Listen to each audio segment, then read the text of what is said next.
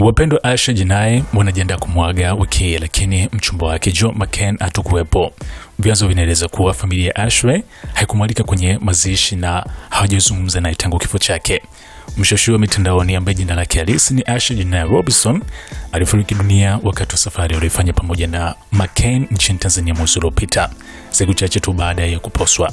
Inaelezwa kuwa Ashley alipatikana akiwa hajitambui ndani ya villa aliyokuwa anakaa kukimbizwa hospitalini, ambapo hatimaye alitangazwa kufariki.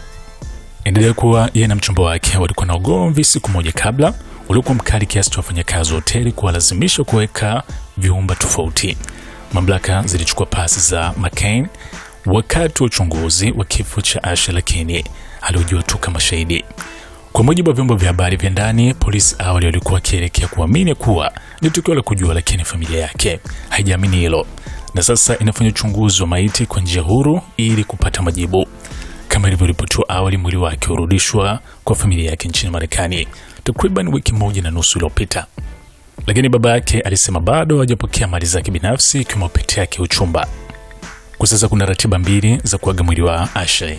Moja ilikuwa ni siku ya Jumatatu na nyingine ni siku ya leo, ni Jumanne kwa saa za Marekani, na ibada ya mazishi itafanyika mara baada ya ratiba ya pili kumalizika.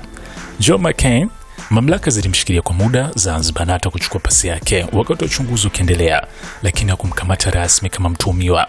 Alihojiwa tu kama shahidi katika uchunguzi wa kifo cha Ashley Jinai kisha kuachiwa huru.